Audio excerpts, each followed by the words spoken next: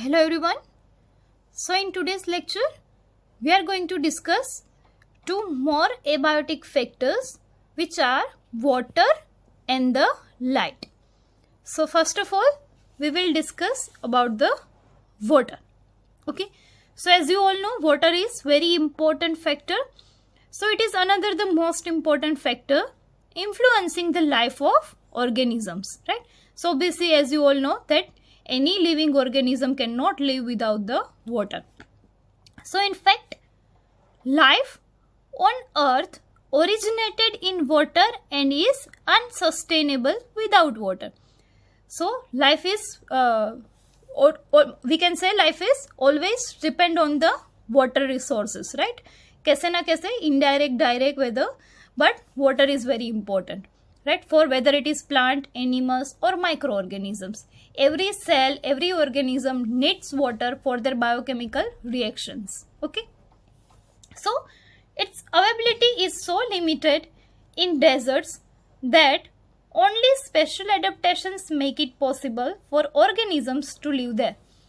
So it means that desert living organism, okay, plant or animal, they can live there, they can survive there only because of some special adaptations to live there. Otherwise what will happen, because there is no proper amount of water, right? So how they can survive without water, or we can say the rarely available waters.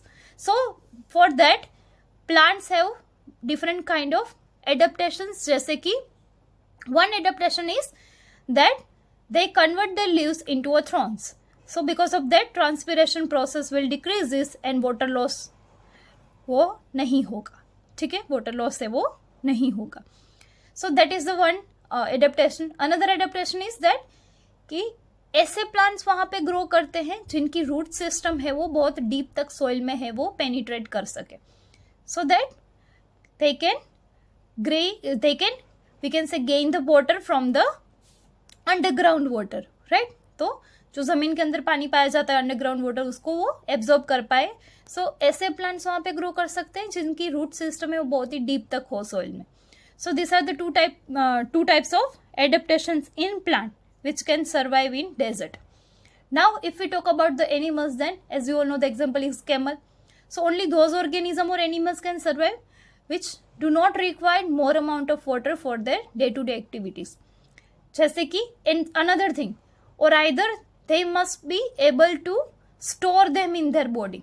तो जैसे कि camel, right?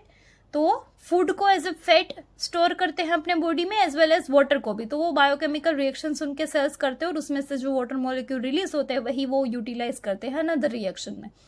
So that is how they can survive there without limitation of water and food resources, right? So it means what कि जो भी हो, चाहे plant हो animals हो, उनमें कुछ स्पेशल एडेप्टेशन हो तभी जाके वो डेजर्ट में सर्वाइव कर सकते हैं. Otherwise they always need a water for every activity of their life, and if it is not available then they cannot survive, right? So we can say the productivity and distribution of plant is also heavily dependent on water. So पहला तो productivity, it means their own food. जैसे कि आपको पता है plant है वो photosynthesis के थ्रू अपना खाना बनाते हैं, right, in the form of carbohydrates, glucose, right? तो ये प्लांट की खुद की प्रोडक्टिविटी, यानी पहले तो खुद का खाना बनाना जो उनको है उनके लिए भी उनको वाटर चाहिए. नाउ अनदर थिंग, अगर प्लांट्स ग्रो नहीं करेंगे then how other animals who are depend on them, it means herbivores, how they can get their food, right? तो अगर प्लांट ही नहीं बचते हैं या तो प्लांट ही ग्रो नहीं हो पा रहे एनी हाउ, तो उसके ऊपर जो डिपेंडेंट एनिमल्स है वो कैसे सर्वाइव करेंगे? तो ये पूरी एक फूड चेन है जैसे कि आपको पता ही है, राइट? तो सबसे पहले प्लांट्स जैसे कि वी कैन से जो कि प्रोड्यूस करते हैं food, so they are producers. Then comes the consumers, primary, secondary and tertiary. तो प्राइमरी कंज्यूमर्स आर हर्बीवोरस जो कि डिपेंडेंट है प्लांट्स पे. Secondary consumers are carnivores we can say, जो कि डिपेंडेंट है दूसरे एनिमल्स पे. तो एक पूरी चेन है, बट ये शुरू होती है प्लांट से, राइट? जो कि ऑटोट्रोप से अपना खाना खुद बनाते हैं. अगर मान लो वही ठीक से ग्रो नहीं कर पा रहे किसी भी तरह से, weather it is the availability of water और एनीथिंग, तो क्या हो जाएगा, प्लांट ही ग्रो नहीं हो रहे तो उसके ऊपर डिपेंडेंट एनिमल्स ग्रो ठीक से नहीं ग्रो हो पाएंगे या तो सर्वाइव करेंगे, और अगर वो नहीं है तो उसके ऊपर डिपेंडेंट जो दूसरे एनिमल्स है जो कि इन छोटे एनिमल्स को खाते हैं वो भी सर्वाइव नहीं कर पाएंगे. So ultimately the whole universe will destroy laterally, right?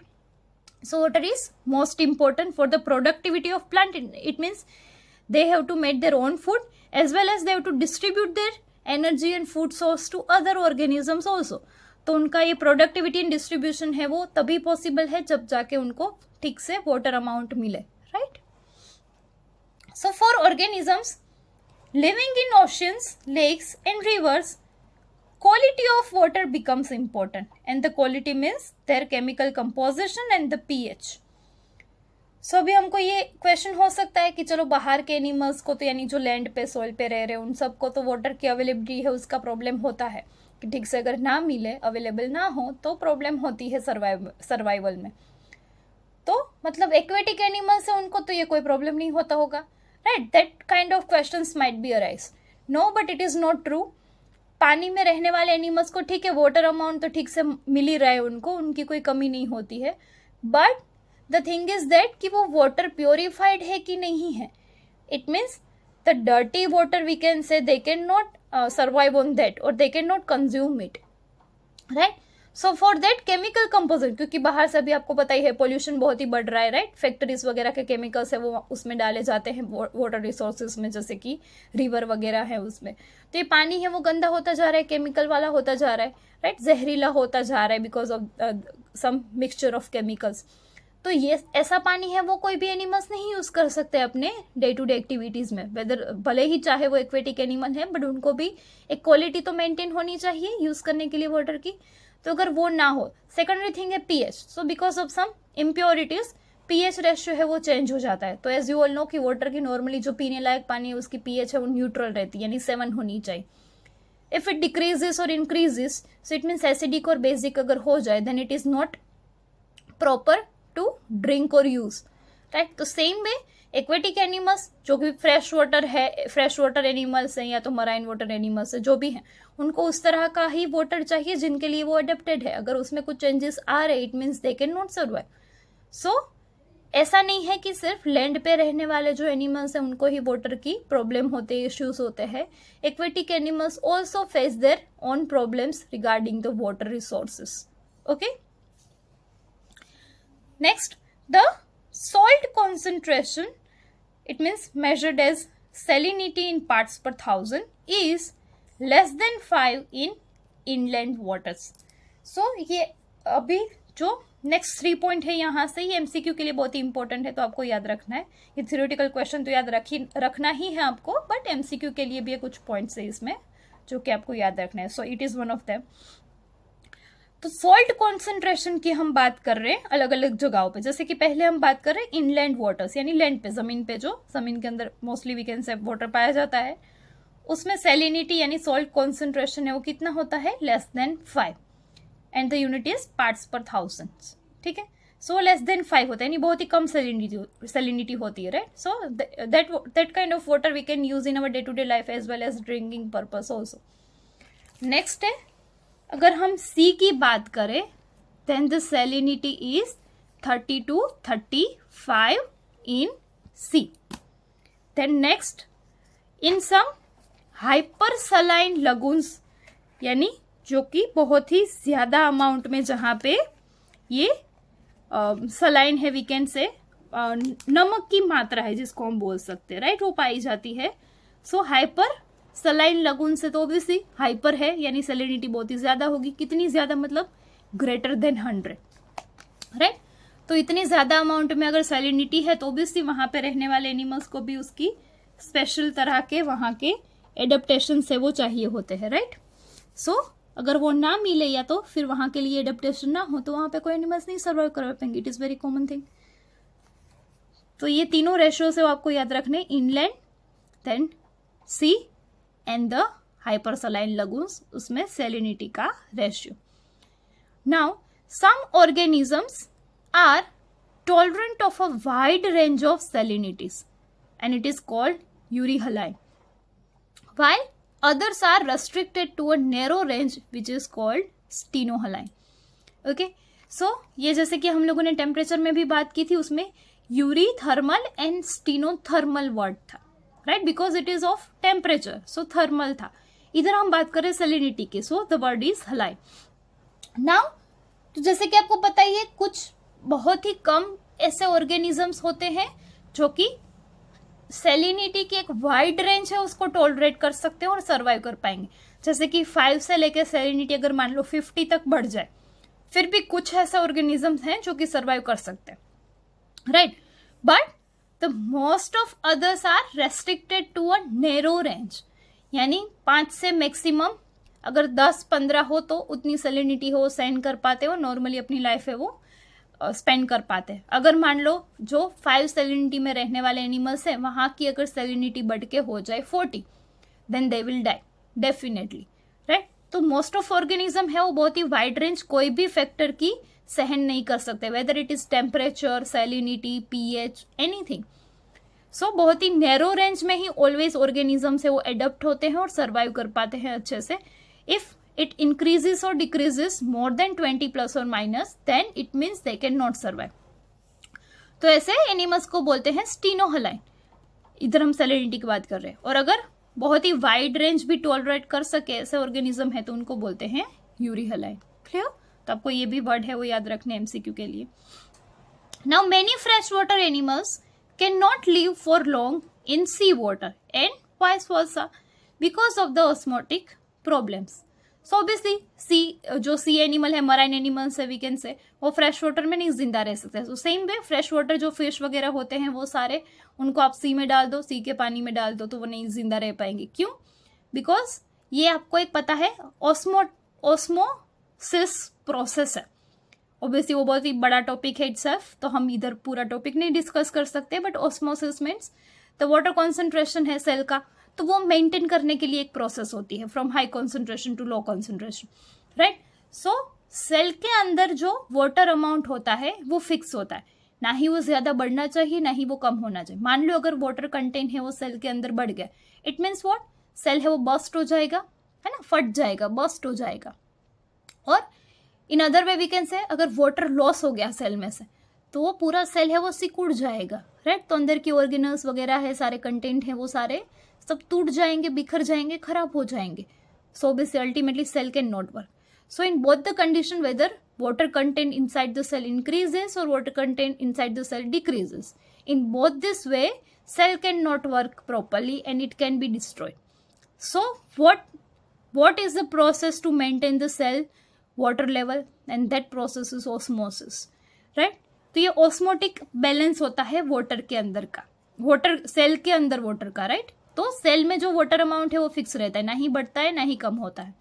और ये मेंटेन कौन करता है? थ्रू होता है ऑस्मोसिस, यानी ऑस्मेटिक प्रोसेस है.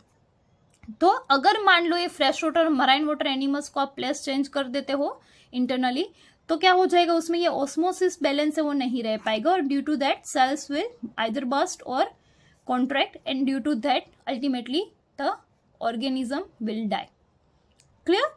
तो ऑस्मोटिक प्रॉब्लम की वजह से sea water and fresh water animals है they cannot live in another place. Okay, so this is about the water. Now let's discuss about the another abiotic factor which is light. Okay, so since plants produce food through photosynthesis process, a process which is only possible when sunlight is available as a source of energy. So it is very important for the autotrophs. So that also you know कि photosynthesis process है उसमें plants को कौन कौन सी चीजें चाहिए. तो एक तो है क्लोरोफिल, फिर वाटर मोलिक्यूल्स, फिर CO2 carbon dioxide and most important sunlight. ये सारी चीजें अगर होंगी तभी जाके वो carbohydrate as a source of food बनाएंगे, ठीक है, और वही उनका एक्चुअली फूड है. तो मान लो अगर सनलाइट अवेलेबल नहीं है then they can not produce their own food, and because of lack of food they will die.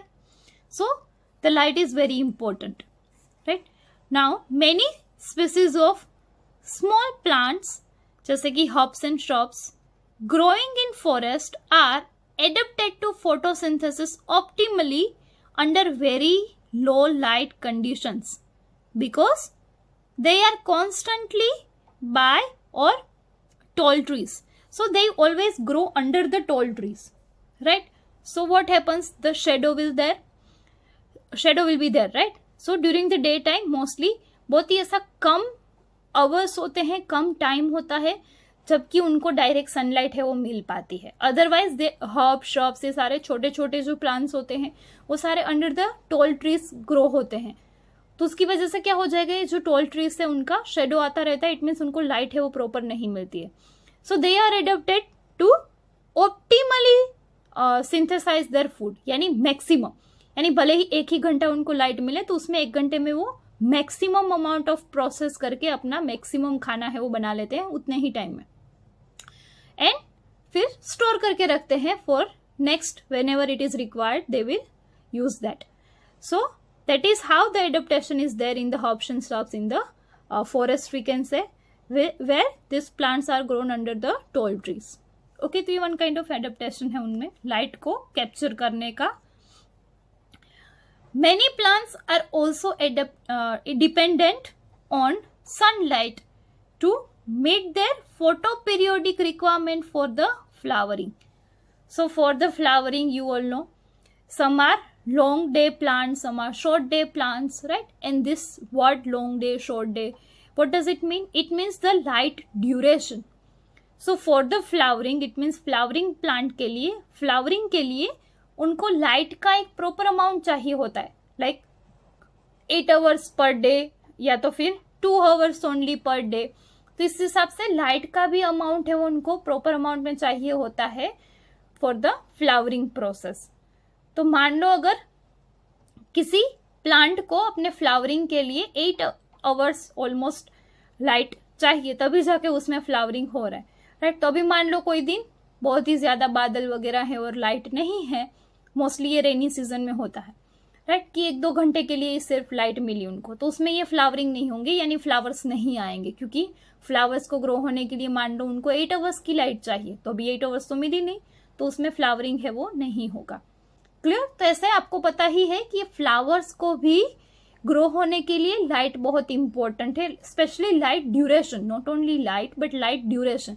तो एक प्रॉपर अमाउंट में प्रॉपर टाइम तक उनको लाइट है वो चाहिए होती है, राइट? अनदर इज, ये तो बात की हमने प्लान की, animals also need light for the reproductive and migratory activities. So another thing है कि जैसे कि एनिमल्स है तो उनको भी लाइट है वो चाहिए. अभी एनिमल्स को कैसे जरूरत है, उनको क्यों जरूरत है लाइट की? सो उनको एक तो है माइग्रेटरी वर्क, तो जैसे कि वो माइग्रेट करते हैं ड्यूरिंग द अनफेवरेबल कंडीशन जब भी होती है तब माइग्रेट करने के लिए उनको लाइट चाहिए. दूसरा है रिप्रोडक्शन के लिए, तो उनको भी उसके लिए भी उनको लाइट की है वो जरूरत होती है. Without that they can also not survive. तो प्लांट, एनिमल, चाहे कोई भी ऑर्गेनिज्म हो, सबको लाइट तो इम्पोर्टेंट है ही टू सर्वाइव.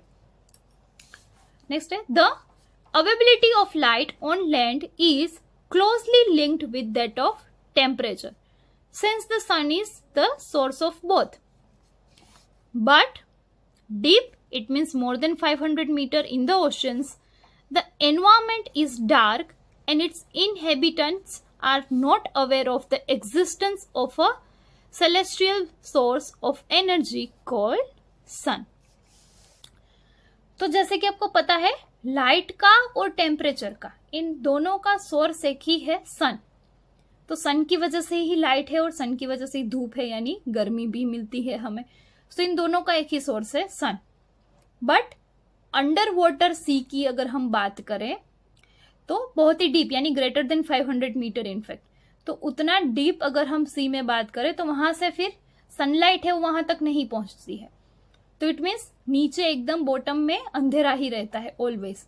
तो जो वहां पे ऑर्गेनिज्म है उनको ये पता ही नहीं है कि कुछ लाइट जैसा भी होता है, क्योंकि चाहे दिन हो रात हो कुछ भी हो वहां पे तो अंधेरा ही रहेगा, राइट? तो ये कैसा सेंटेंस दिया है कि ऐसा ऑर्गेनिज्म को पता ही नहीं है कि ऐसी कोई सेलेस्टियल बॉडी भी है, ऐसा कोई सेलेस्टियल सोर्स भी है एनर्जी का जिसको सन बोलते हैं, क्योंकि उन्होंने कभी लाइट देखी ही नहीं है, क्योंकि वहां पे लाइट होती ही नहीं है, right? The spectral quality of solar radiation is also important for life. तो एक स्पेक्ट्रम होता है लाइट का, जैसे कि आपको पता ही है, visible light, ultraviolet light, infrared light, right. तो ये सब डिफरेंट तरह के लाइट रेज हैं जो कि सन में से आते हैं। उसमें मोस्ट इम्पोर्टेंट है जो कि वी पीपल कैन यूज, वो है विजिबल लाइट, यानी जो हम देख सकते हैं, जिसकी वजह से हम देख सकते हैं, राइट। तो लाइट इंपॉर्टेंट है, बट लाइट का स्पेक्ट्रल मोस्ट इंपॉर्टेंट है। तो सारे, जैसे कि यूवी लाइट हमारे लिए इंपॉर्टेंट नहीं है, उल्टा वो तो हार्मफुल है, right. It can cause even skin cancer also. So light जरूरी है, बट लाइट में भी डिफरेंट तरह की लाइट जरूरी है जो कि we can use. Other lights are also kind of that which destroys our body in fact, right. तो ऐसी लाइट की हमें नहीं जरूरत है। जैसे कि the UV component of the spectrum is harmful to many organisms, while not all the color compounds of the visible spectrum are available for marine plants living at different depth of the ocean। तो दूसरी चीज है कि एक तो UV light जैसे कि नहीं इंपॉर्टेंट है, राइट, बहुत सारे ऑर्गेनिज्म के लिए, उल्टा वो हार्मफुल है, इंपॉर्टेंट तो नहीं ही है बट हार्मफुल है। अनदर थिंग, विजिबल लाइट की भी सारे सोर्सेस है वो हर किसी ऑर्गेनिज्म को नहीं मिलते हैं। जैसे कि डीप ओशन में, तो वहां तक ये विजिबल रेज है, उनकी रेंज इतनी छोटी है वेवलेंथ की, वहां तक वो पहुंच ही नहीं पाते, राइट। तो ये विजिबल लाइट भी बहुत सारे ऑर्गेनिज्म को मिलती ही नहीं है, उन तक पहुंचती ही नहीं है। क्लियर। तो ये सारे डिफरेंट पॉइंट्स थे जो कि regarding light we had discussed in our this topic. So ये आपके टेक्स्ट बुक के पॉइंट्स थे by the way, right. So this is about your text books point regarding the light, जो कि आपको अगर थियोरेटिकल क्वेश्चन पूछा जाए तो आपको इतना लिखना है। Okay, now next we will discuss about the light, but it is extra for your NEET and other competitive exam. So this are few extra points for specially MCQs, right, not theoretical. तो यहां तक के points थे वो theoretical थे। Okay, now quickly we discuss. So light is measured by lux meter और photometer, and it is a electromagnetic spectrum. Light है वो क्या है, एक तरह का इलेक्ट्रोमैग्नेटिक स्पेक्ट्रम है पूरा, राइट। तो जैसे कि मैंने अभी आपको बता ही दिया कि visible light, infrared light, UV light, तो इस तरह से एक पूरा बहुत ही बड़ा स्पेक्ट्रम है लाइट का। डिफरेंट तरह की लाइट्स की वेवलेंथ होती है, और उनको मेजर करने के लिए 2 मीटर है, उनका नाम याद रखना है, photometer and lux meter. Clear. Now the one word is there, solar constant. Now what is that? So solar radiation before entering the atmosphere carries energy at a constant rate। तो ये जो solar radiation यानी raise आते हैं सन में से, तो वो जब भी हमारे अर्थ के एटमॉस्फेयर में एंटर करते हैं तो अपने साथ कुछ एनर्जी लाते हैं। So this rays carries some energy with them and at a constant rate, वो कांस्टेंट होती है। तो जैसे कि for example 2 calorie centimetre inverse two minute inverse known as the solar constant. ठीक है, तो सोलर कांस्टेंट जैसे कि कोई रेस है, ये एग्जांपल है, 2 ही नहीं होती है, तो 2 कैलोरी है वो कॉन्स्टेंटली अर्थ के एटमॉस्फेयर में उसके साथ एंटर करते हैं। ठीक है, तो इस तरह से उसे बोलते हैं solar constant.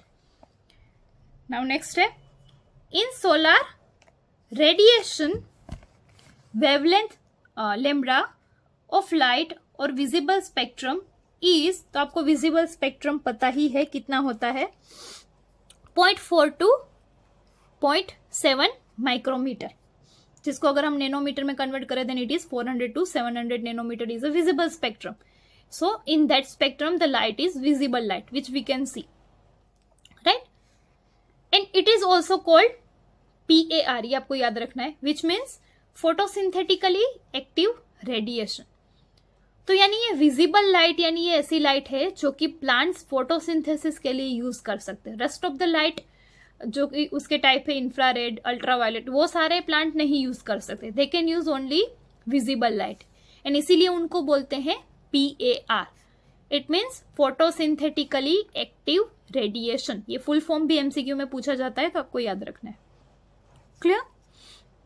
Okay, now next है यूवी रेडिएशन के डिफरेंट टाइप्स है। So the UV radiation distinguished in UVC, UVB and UVA, and this range is on the basis of their wavelength. तो जैसे कि 0.100 to 0.280 माइक्रोमीटर है वो UVC होता है, UVB है वो 0.280 to 0.320 micrometer, and then ultraviolet A is of 0.320 to 0.400 micrometer. ठीक है, तो ये भी आपको MCQ के लिए इंफॉर्मेशन है वो याद रखनी है. नेक्स्ट है albedo value. Now what is this value? So it is the ability of a surface to reflect the incoming radiation is called albedo value, जो कि उनको शॉर्ट में लिखा जाता है AV, राइट. तो जो भी सरफेस पे लाइट आती है फ्रॉम द सन, नाउ वो अगेन रिफ्लेक्ट बैक होती है, राइट. सो दैट रेशियो जो कि रिफ्लेक्शन का रेशियो है उसे ही बोलते हैं एल्बिडो वैल्यू AV. ओके, सो ये 3 पॉइंट याद रखना है आपको MCQ के लिए. It is 80% for the fresh snow, 20 to 30% for sand and 5 to 10% for the forest. यानी कि फॉरेस्ट में जो भी रेज आते हैं फ्रॉम द सन उनका रिफ्लेक्ट होने का रेशियो होता है 5 to 10%. यानी आउट ऑफ 100% सन रेज उसमें से 5 से 10% जो भी हैं वो वापस रिफ्लेक्ट बैक होते हैं. Clear? So that is how this AV value will count. Okay, now there is one question in your textbook in the theory that among the red, green and the brown algae that inhabit the sea, which is likely to be found in the deepest water and why? तो out of this 3 kind of algae कौन सी है वो deepest water में पाई जाती है, यानी सबसे bottom में आउट ऑफ दिस 3 कौन सी algae है वो पाई जाती होगी एंड क्यों. ठीक है, तो इस तरह का एक क्वेश्चन है आपको थियोरी में जिसका आंसर नहीं है ऑब्वियसली दिया गया टेक्स्ट बुक में. It is a quite smart and tricky answer. So let's discuss that answer, जो कि आपको टेक्स्ट बुक में ना ही कहीं डिस्क्रिप्शन में दिया गया, ना ही एक्सरसाइज का क्वेश्चन है. ये सिर्फ थियोरेटिकल आपको एक थिंकिंग पर्पज से क्वेश्चन दिया गया है. ठीक है, तो उसका आंसर है वो डिस्कस करते हैं. सो आंसर है कि red algae is the most likely to be found in the deep water. So out of this red, green and brown, the red will found at the bottom. Why red? So for that 2 reasons are there. सबसे पहला reason है एक तो कि red light has the longest wavelength. तो जो कि आप विजिबल स्पेक्ट्रम देखोगे, रेड, ब्लू एक्सेट्रा कलर है जो भी होते हैं 7, तो उसमें से जो रेड लाइट है उसकी वेवलेंथ है वो लॉन्गेस्ट होती है of the visible spectrum, which means it penetrates water the least. यानी बहुत ही लंबी वेवलेंथ है, यानी वो वाटर में सबसे कम पेनिट्रेट कर पाएगी. यानी रेड लाइट ऐसी है विजिबल स्पेक्ट्रम की सभी लाइट में से जो कि सिर्फ ऊपर ही मोस्टली रहेगी वाटर में, वो डीप सी तक नहीं जा पाएगी बिल्कुल भी. ठीक है, तो लीस्ट बॉटम तक पहुंचेगी ऐसी लाइट है वो है red. It means what? And another thing, हमें जो भी चीजें रेड कलर की सपोज दिख रही, कोई भी कलर की, बट यहाँ पे हम रेड की बात करें कि रेड कलर की मानो कोई भी चीज हमें दिख रही है. So why we can see it red in colour? Because that particular matter वो रिफ्लेक्ट करती है रेड लाइट को. ठीक है, तो out of all the visible lights only red light will reflect from that matter. That means we can see that object as in red colour, right. तो as a red colour हम उसे देख सकते हैं. So anything red appears red because, क्यों? जो भी red दिखता है वो रेड क्यों है?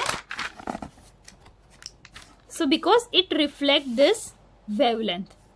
Thus it means in deep water rat algae appears black, क्योंकि रेड लाइट तो विजिबल रेड लाइट है, उसकी वेवलेंथ बड़ी होने के कारण वो डीप सी तक नहीं पेनिट्रेट कर पाती. इट मीन्स जो रेड algae है उसे रेड कलर की लाइट मिल ही नहीं रही है, तो वो रिफ्लेक्ट कैसे करेंगे? यानी रेड कलर की जो algae है वो डीप सी में कैसी दिखेगी? ब्लैक.